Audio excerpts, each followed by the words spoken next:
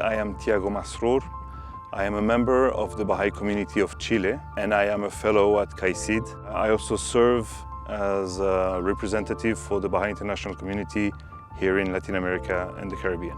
When we consider the protection of religious sites and monuments, every one of us has to think about how, through time, we have always had places of worship, places of gathering, places where fellow humans can gather and share their experiences, their knowledge, their needs, but also their worship to God. We have always had a responsibility in caring about those places, in protecting them, and in allowing that they are passed into the future generations. Just like we should be profoundly occupied with protecting our environment, we should also be thinking about our relation to these sacred places, no matter what religion it might be or what community it might belong to, but because it is an expression of our inner needs of spirituality, our connection to the divine, and also because it is a place where great transformation has happened to society. Probably one of the greatest danger to these sites is ignorance and the prejudice that is born out of ignorance. So if we want to change that dynamic, we need to be able to open our doors and allow multiple people, multiple cultures to connect and learn from one another. Respecting the diversity, respecting the particularity of each one of us, but at the same time cherishing the value that is brought by everyone. How do we interconnect? What kind of relationship we establish with one another is central to be able to move forward in terms of protecting any sacred site. The respect, the tolerance, the knowledge we can gain through these interactions is central to what can be done in the different spheres of human activity. From a political perspective, understanding what we gain from these sites and protecting them.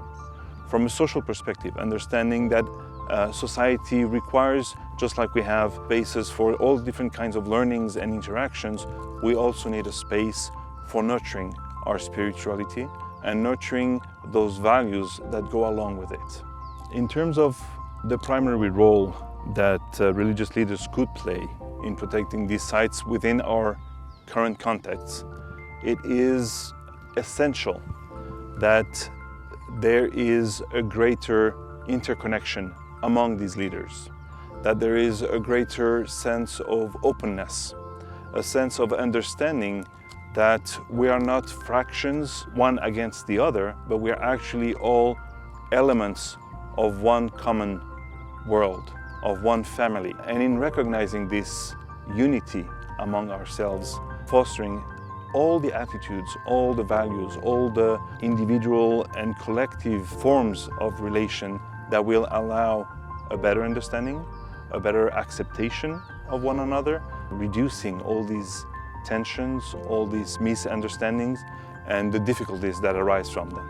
The role of religious leaders in preventing attacks to these sites has to do in making a wider diffusion of their meaning and their role in society, to really try to overcome historical differences and really understand that we are all contributing to one common goal, which is to help humanity continue in its path of development, of closeness to its Creator. As long as we maintain closed doors and separated from the rest of society, the risk is increased in people seeing us as different or seeing us as an other, which shouldn't be part of what religion means. The house of worship we are, the Baha'i House of Worship for South America, is a place open to everyone. Everyone can come here freely, be part of this natural environment, and also partake within the house of worship. It is a place where there are no sermons, there are no speeches.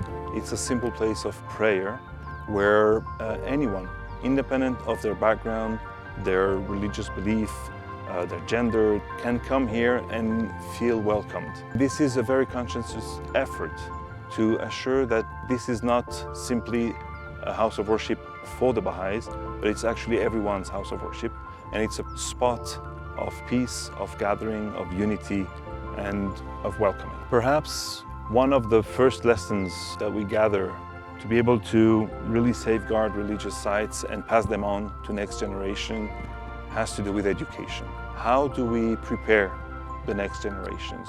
What kind of elements do we share, do we offer to everyone, so that there is a greater understanding of the meaning of these sites, of the use and access to them, and the contribution they can make to society. If these sites remain closed up, it will be harder.